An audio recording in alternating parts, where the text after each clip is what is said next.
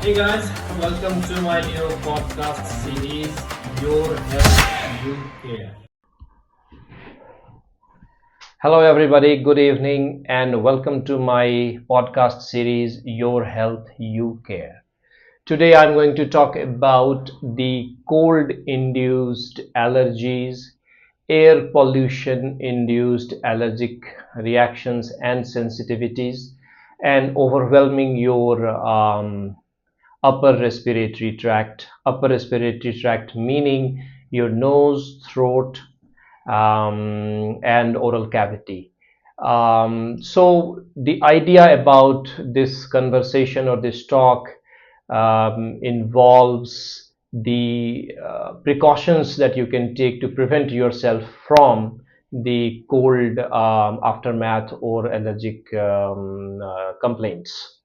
So, number one thing I want to discuss with you is the sputum, the nasal secretions that frequently happen in these scenarios.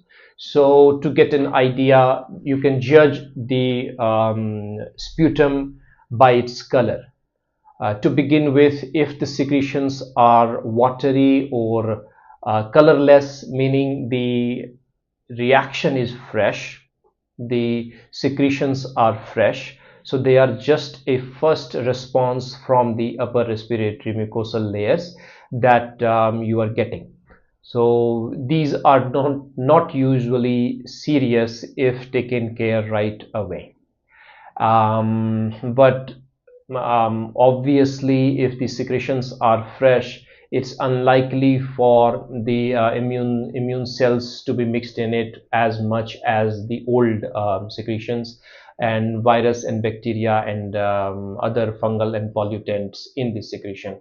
But once the color of the sputum go say straw color or yellowish, meaning the secretions are old meaning they are in the upper respiratory tract, nasal cavities and oral cavities for a bit longer.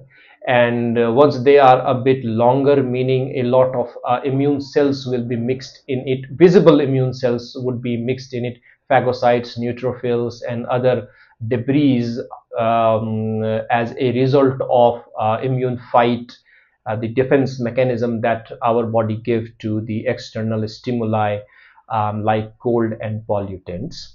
Now moving forward, the color of the sputum goes greenish, grayish, or darker in nature, meaning the secretions have been happening for quite some time. As you know, the nasal cavity and the paranasal sinuses are pretty wide, covering pretty much of your upper face. So there are multiple windows in there. Windows are supposed to have the air in it, and but during the winter and during the pollution, the windows are kind of covered with the secretions, and if they are trapped for longer period of time in those windows, the immune cells will be continuously fighting against the allergens and pollutants, leading in the result of accumulation of these sputum and secretions in the sinuses. And also pollutants will be trapped inside with the body's immune debris. And on top of that, if the secretions are there for even longer period of time, then the bacteria, fungus, virus, and the opportunistic bugs will also be housing in it. And but good news here is, once you have these kind of sputum color that you can see, you will also have some other constitutional symptoms, like you will have fever, you will have headache, you will have fatigue, loss of appetite, kind of irritability, lack of sleep and whatnot, nausea, vomiting again. So this color again at least warns you that, hey, things have been happening for a few days or so. It's the time now for you to go and see a doctor. If not ENT doctor, then at least general physician or emergency clinics for the first aid and further treatment. And now if I want to talk about the severe form of the sputum coloration, would be the blood stained sputum, or say kind of profuse bleeding that you may notice. We call it epistaxis, but they will be very serious, and they would not give you enough time to do the first aid or follow your home remedies. You should go and see a doctor if you notice any kind of bleeding in the secretion. But for example, if the sputum is just stained with blood, or just spotting you notice in once or twice when you spit it out, meaning that is not as serious, considering the upper respiratory tract is actually overwhelmed during the winter and during the pollution exposure. And because of this overwhelming activities in the throat, or maybe occasional drying in the throat and nasal cavity, they may cause wear and tear in the upper respiratory airways and pathways. And they could be just wear and tear, temporary, and they should automatically be healed by the body itself. But if you have any profuse bleeding, definitely consult a doctor and see and go to emergency as soon as possible. So these are the ideas about your sputum and color of the sputum, what can happen. But what can you do to prevent these from happening? Definitely, number one would be to stay warm. If you maintain the temperature, outside temperature and inside temperature, then you possibly will not trigger the allergic reactions, cold allergic reactions from the body, or hypersensitivity reactions from the body. And you can help yourself this way. If you are in warm environment, you are unlikely to get the cold allergies. What else you can do is, you should not be drinking cold water. You should ideally be holding a thermos flask with lukewarm water and sip through whole day, drinking plenty of water. You should not be eating anything out of the fridge. You should be warming it or reheating it before eating, and fresh food is recommended for that matter.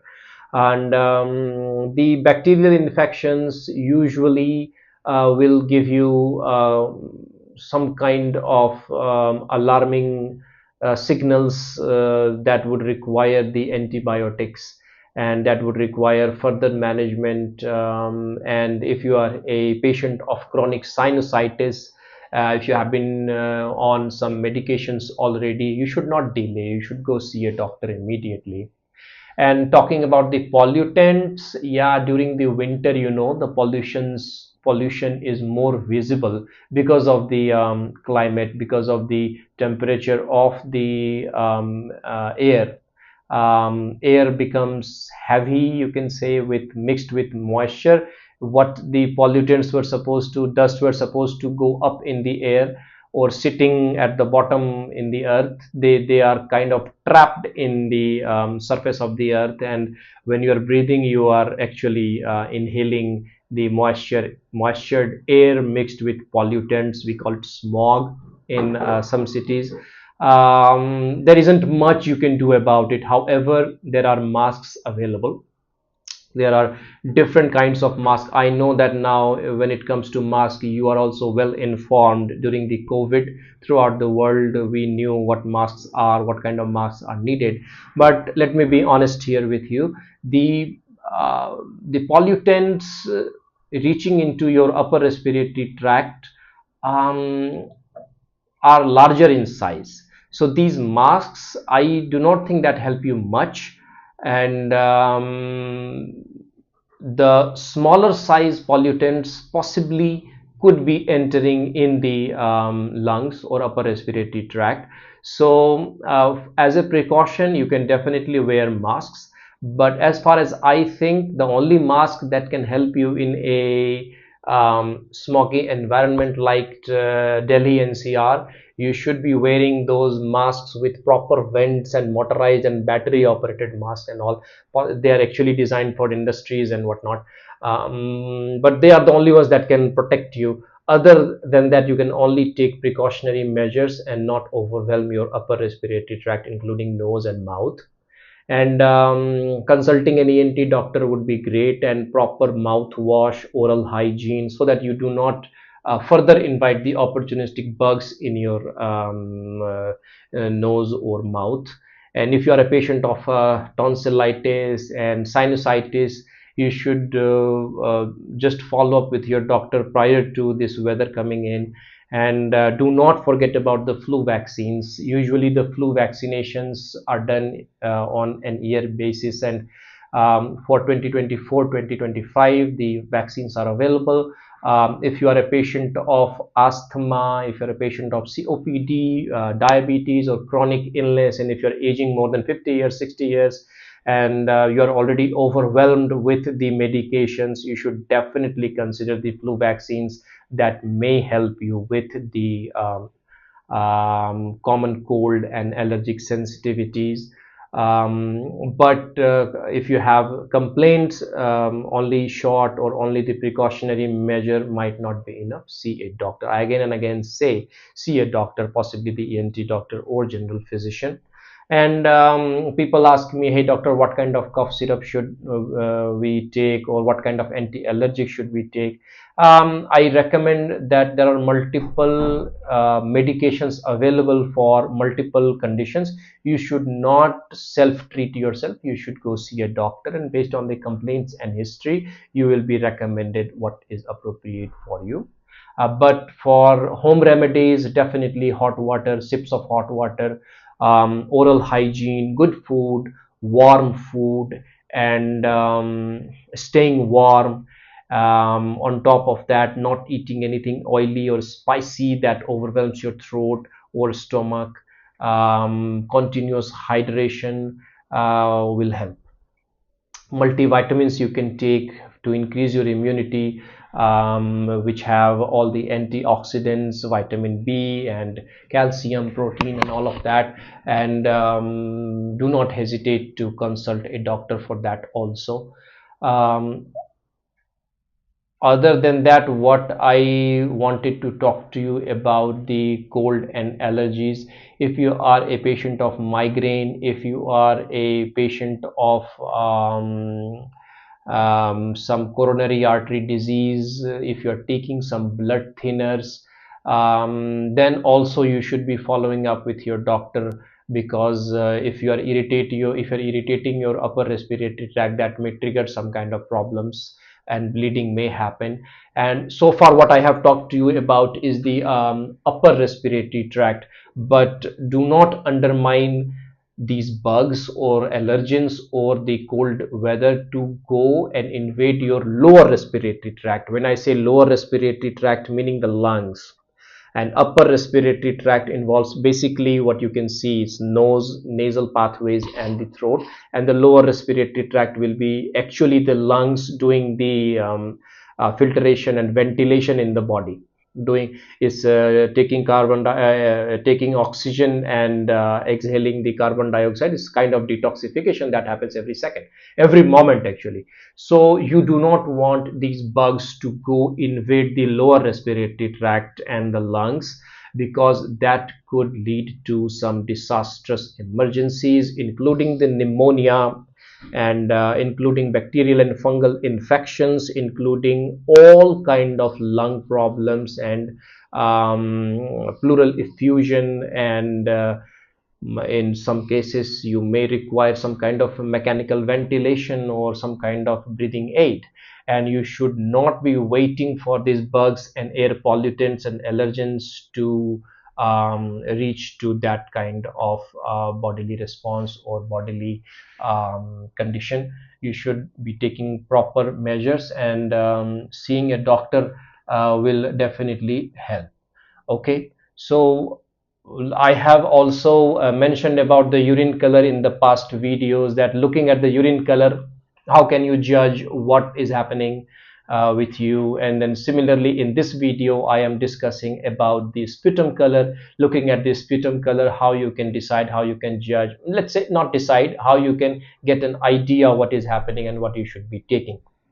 What I also recommend, that do not self medicate with antibiotics, because antibiotics are designed for designed specifically for specific complaints and symptoms.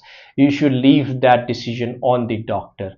And nowadays a lot of resistance is happening because of the habit of taking antibiotics by self, so you should avoid doing so.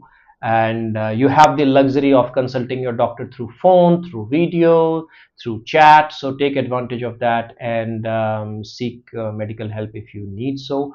For children, I would recommend that do not participate too much in the outdoor activities nowadays. I know some schools are closed during those times, and staying warm, staying home, eating healthy definitely helps.